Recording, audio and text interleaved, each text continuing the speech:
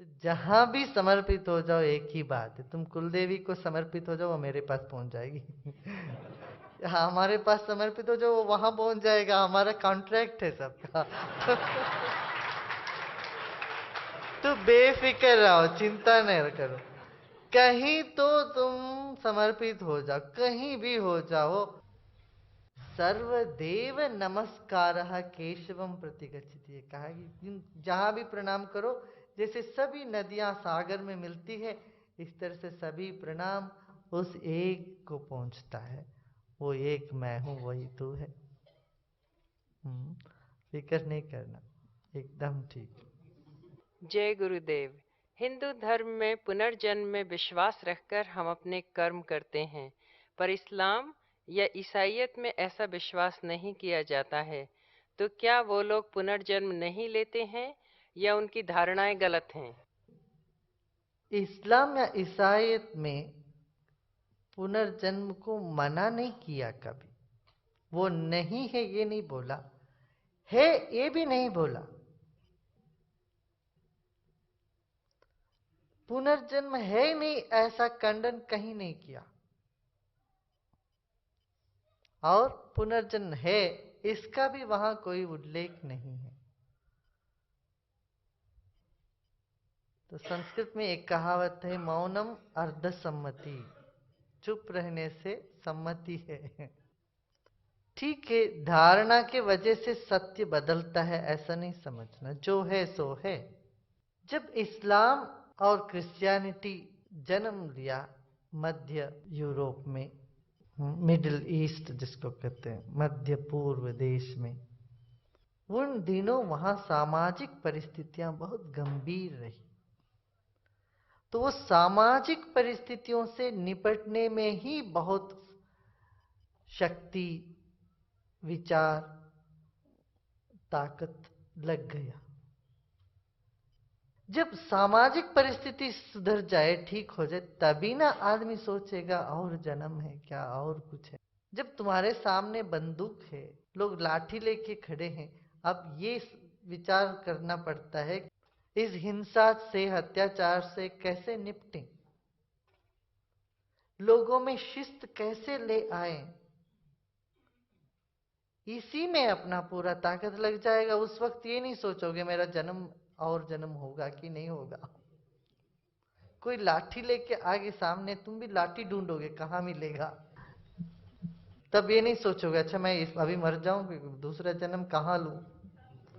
ये ख्याल तब नहीं आएगा जब सब स्थिति सौम्य है, तुम वर्तमान की परिस्थिति में उलझे नहीं हो, तब जीवन के रहस्य के बारे में खोज निकलती है।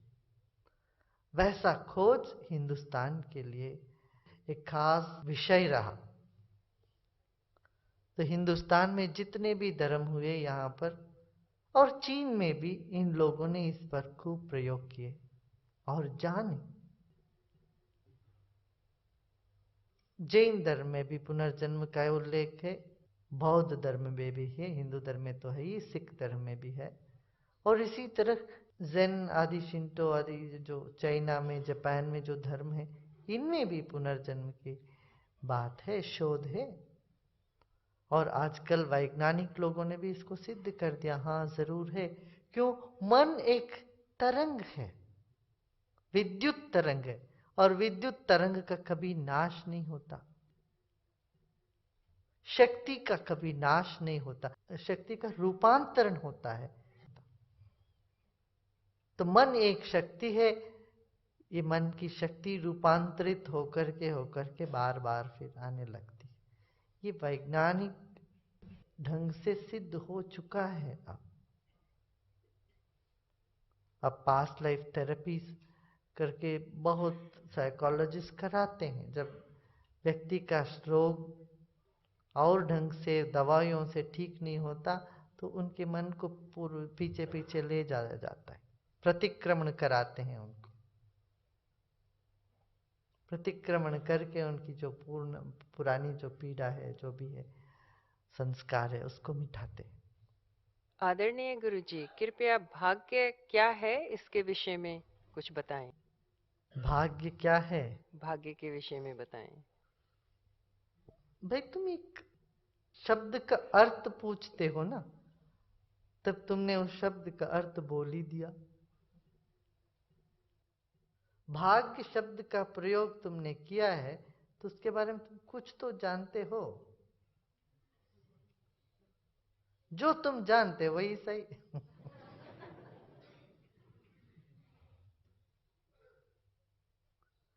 या सिर्फ शब्द ही तुमने सुना, उसके बारे में कुछ समझे नहीं,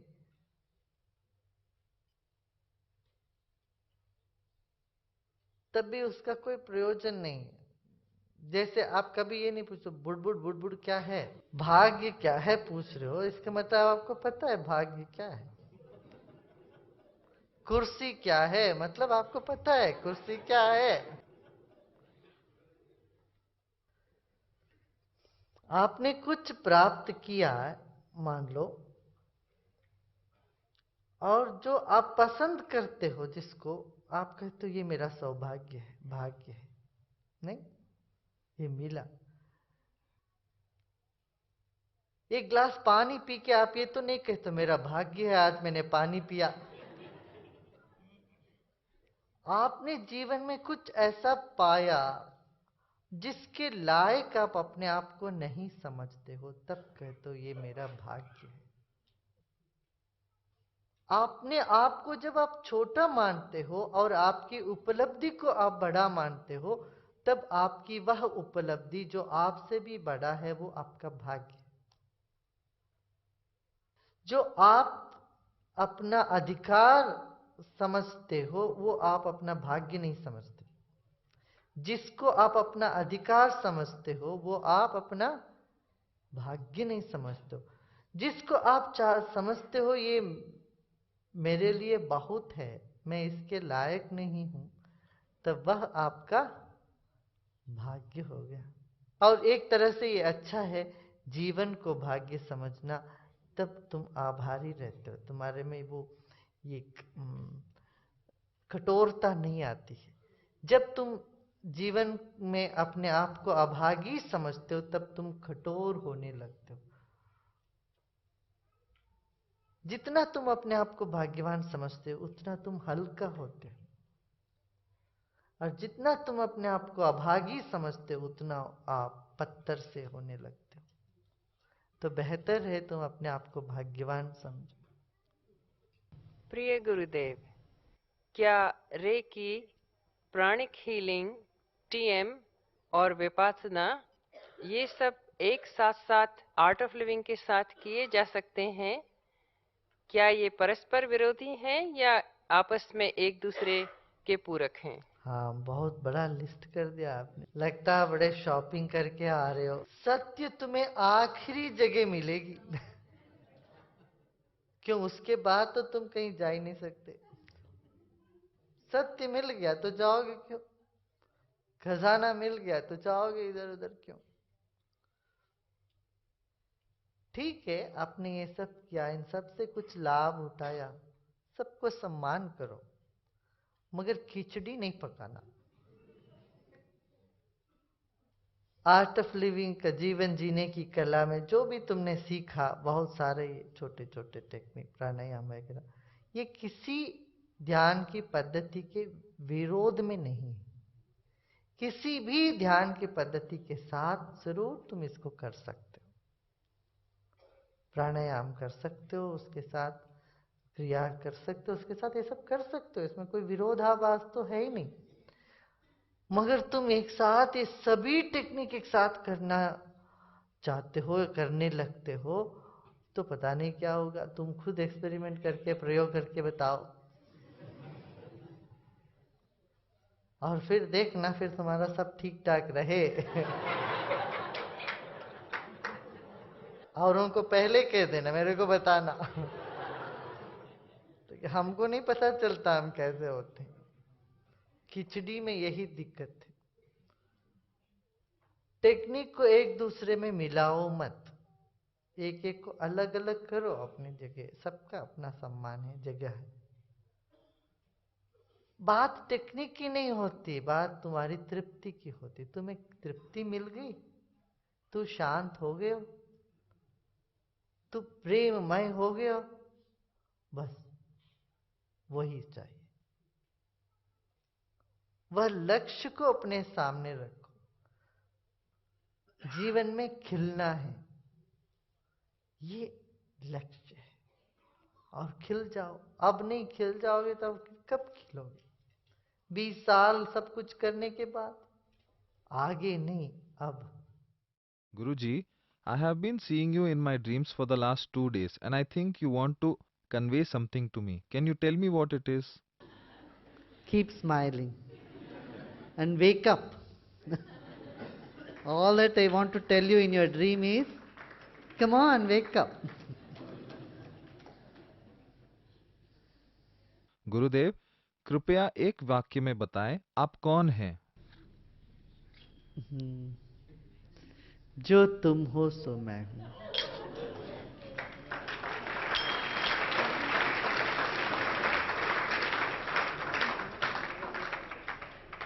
जय गुरुदेव। गुरुजी, आपका कहना है कि आत्मा अजर अमर है, नया शरीर और नई योनि को धारण करती है। फिर कैसे कह सकते हैं कि जनसंख्या बढ़ रही है? क्या दूसरी योनियों में भी जागरूकता आ गई है, या सभी को मोक्ष प्राप्त हो गई है? हो सकता है, नहीं भी हो सकता है। जैन संप्रदाय में ये स्यातवाद है। स्यातवाद माने हर उसमें एक संभावना छोड़ के रखो। Every rule has an exception बोलते हैं। हर कानून में कुछ छूट है। इसी तरह स्यातवाद में क्या?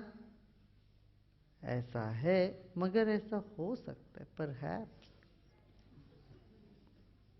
सेब के पेड़ में सेब ही लगता है, मगर हो सकता है कभी आम लग जाए। ये संभावना रखना पड़ेगा। कहीं कहीं हो सकता है, इधर उधर कहीं हो जाए कभी। आजकल जीन टेक्नोलॉजी इतनी आगे बढ़ गई है, तो वो जीन टेक्नोलॉजी, सीड टेक्नोलॉजी में कुछ आगे पीछे करके उसमें से आम निकाल सकते हैं। कोई बड़ी बात नहीं है। ये कहते एक मनुष्य के एक जीन में सभी प्राणियों का जीन छुपा हुआ है। माने मनुष्य का एक जीन लेको, एक कण लेके तुम एक ऊंट भी खड़ा कर सकते हो, एक सिंह भी बना सकते हो, हाथी भी बना सकते हो। सब कुछ संभावना है। मनुष्य के जीन में सभी प्राणियों का जीन उसमें समाविष्ट है। ये वैज्ञानिक लोग कहते हैं। हमारे पूर्वजों ने इसी बात को कहा है, यद ब्रह्मांडे तत्पिंडे, यद पिंडे तद ब्रह्मांड। इस शरीर में जो है वही दुनिया में है, जो दुनिया में है वो सब कुछ इस हमारे शरीर के एक कण में मौजूद है। इस बात को ऋषि मुनियों ने हजारों साल पहले बोल दिया। आज वही बात वैज्ञानिक लोग कह रहे हैं। एक पूरा एक सर्कल आ गया। गुरुदेव, जब भगवान ने इतनी सारी सुंदर चीजें बनाई हैं, तो मृत्यु जैसे भयानक चीज क्यों बनाई? वो मरने के बाद पता चलता है। तो इसलिए उसको तभी बाद में देख लेते, सोच लेंगे उसके बाद वो कितना सुंदर है नहीं सुंदर है, वो अनुभव करके देखेंगे जब उस पार चले जाएंगे। तो अब तो जो जीवन सुंदर है, इतना देखो, मस्त रहो। अब हमारी कुतूहलता ये है कि मरने के बाद क्या क्या होगा, कैसे रहेंगे। फिर मरने के बाद पता है क्या होगा? तब बोलेंगे अरे इतना साल जी लिया मगर जीवन को जाना ही नहीं, पहचाना नहीं, चलो फिर चलते हैं जीना जीने के लिए। तो चक्कर चलता रहता है इस तरह का। Guruji, there are many friends who do not believe in God, devotion, Guru, etc. But still they have very good relationships and they are successful in life. How come they are happy without having any faith?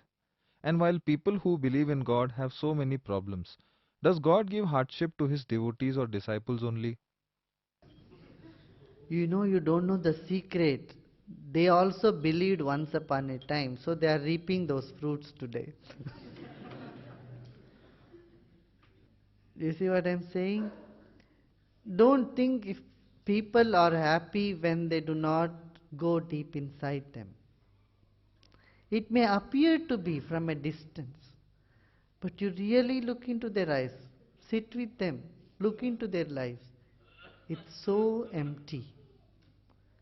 I tell you, it is so empty. A life without God is so empty. If it appears to be full from a distance, it's only a mirage. Okay, you also be like that. For some day, forget about God, forget about Guru, forget about everything. Sadhana, just be like them, see what happens to you. If you can do it, do it. But you are linking your goodness to your misery will discourage you to be good. You have to wake up and see your misery is because of your foolishness.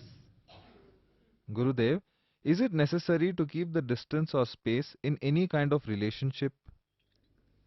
Necessary to give the person whom you are in relationship some space, what they want. Caring is essential. Huh? गुरुदेव सादर प्रणाम। भक्ति मार्ग को सबसे कठिन मार्ग क्यों कहा है? किसने कहा? उनसे पूछो। मैं तो कहता हूं ये सबसे सुलभ है। कुछ करना ही नहीं, बस मस्त हो जाना। बैठे बैठे ये समझना हम आपके हैं, बस भक्ति मार्ग हो गया। भक्ति मार्ग का क्या है? बैठ के क्या करना है?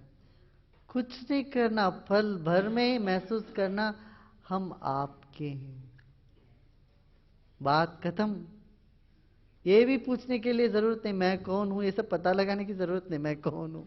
मैं कोई भी हूं, मैं आपका हूं। आप कोई भी हो, हमें कुछ नहीं जानना है। हम आपके हैं। आप कौन है, क्या है, क्या लेके क्या माथापाची करना है सब। हम जो भी है सो है, आप जो भी है सो आप है, मगर हम आपके हैं। बस बात खत्म। ये भक्ति मार्ग है।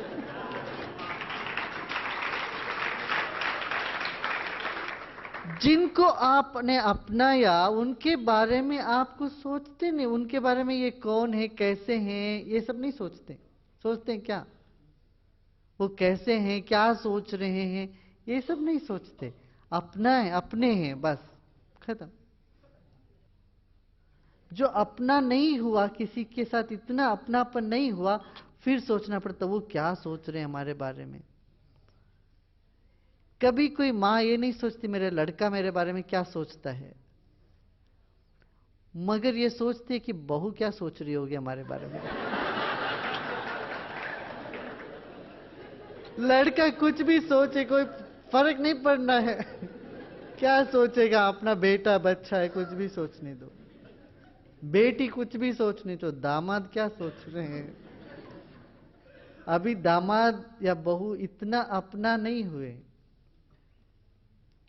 इसलिए सोचते हैं वो क्या सोच रहे हैं हमारे बारे में।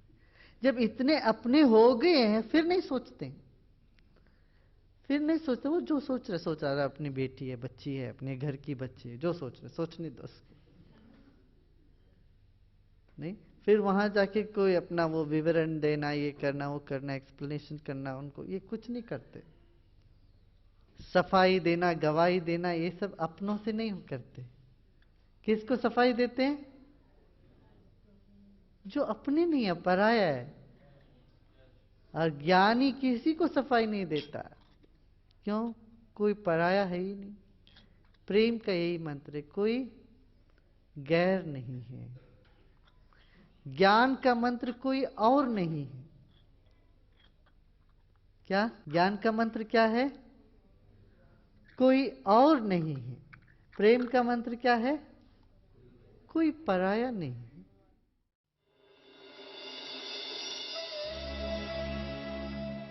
आप जिससे सृजन किए गए हैं वो प्रेम है। आपके अंदर की आत्मा प्रेम है। प्रेम सिर्फ एक भावना नहीं, वो आप जो हैं उसका अस्तित्व है।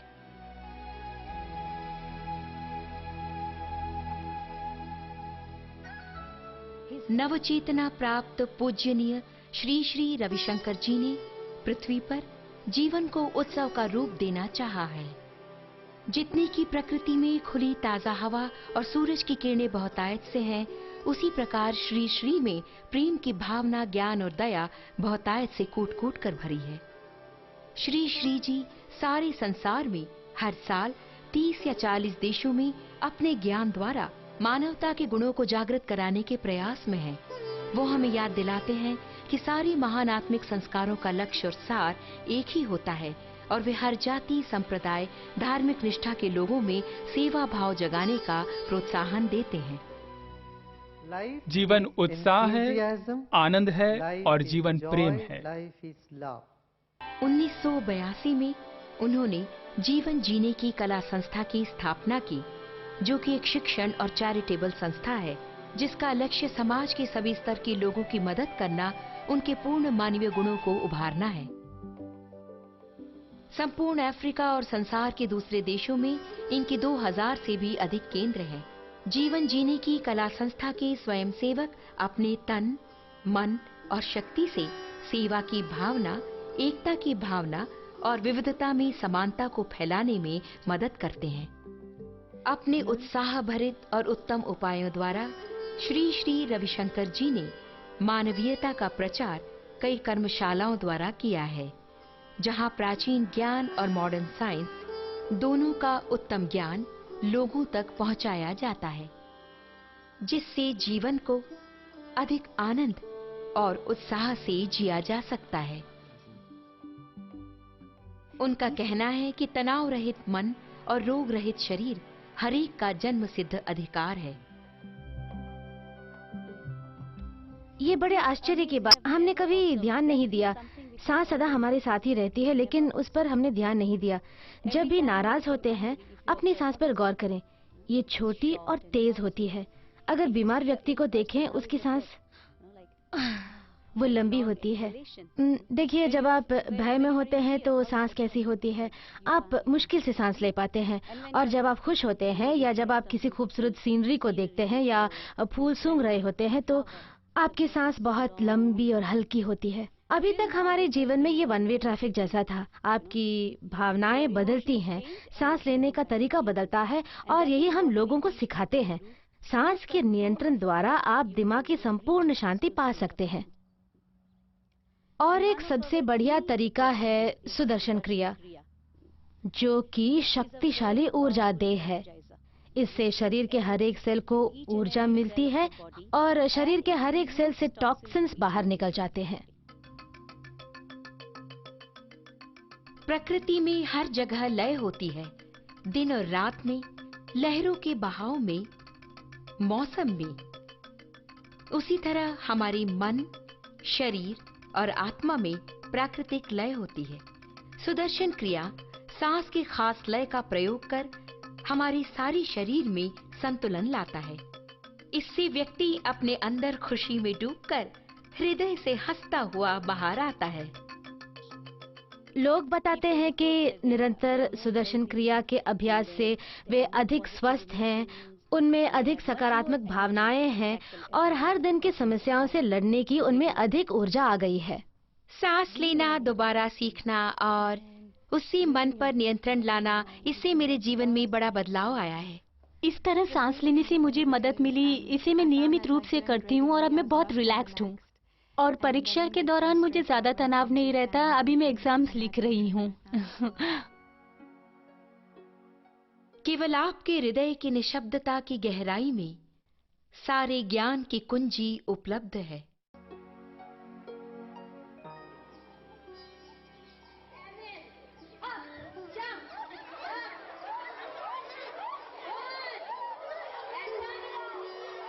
आर्ट एक्सेल वर्कशॉप में हर तरह के अत्युत्तम कार्यक्रम द्वारा, जो कि पाठशालाओं और समुदाय में सिखाए जाते हैं, बच्चे मानवीयता के गुणों को सीखते हैं, जैसे कि मित्रता, अपनापन इत्यादि। ये वर्कशॉप मैत्रीपूर्ण वातावरण में चलाया जाता है और बच्चों को हर रोज के कामों से हटकर काम करना सिखाया जाता है, ताकि अचानक और आकस्मिक जीवन के मोड़ों से वे गुजर सकें। उनमें अधिक उत्साह पनपता है और शक्ति बढ़ती है और अधिक रचनात्मक बनकर पढ़ाई में श्रेष्ठता पाते हैं।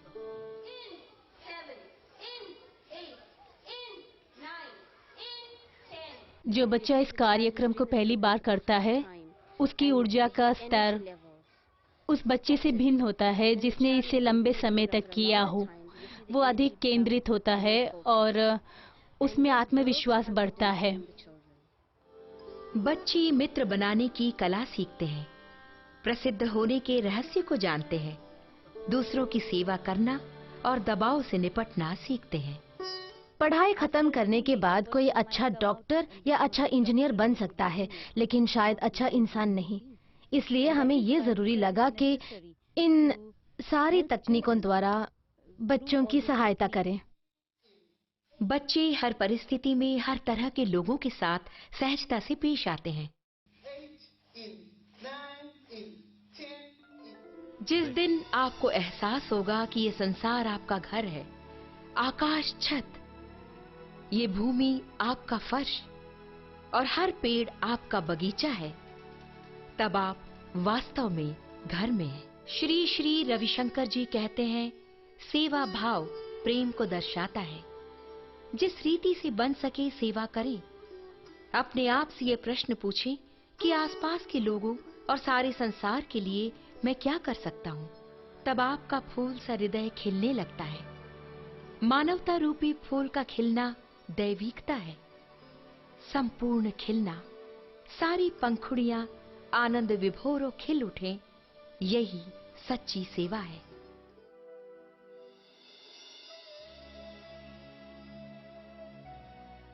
जैसे कि एक हंस पानी में सुंदरता से तैरता है, उसके पंखों को कोई दाग नहीं छू पाता, उसी प्रकार जीवन जीने की कला संस्था में हम भी जीवन के बहाव में सुंदरता से तैरते हैं। हर दिन के बुरे अनुभव हमें छू भी नहीं पाते। हमारे अस्तित्व को हम पहचान कर, संपूर्ण शांतता को पाकर, दोष की भावना को हटाकर, गुरु का अनुग्रह पाकर एक हंस की तरह बन जाते हैं।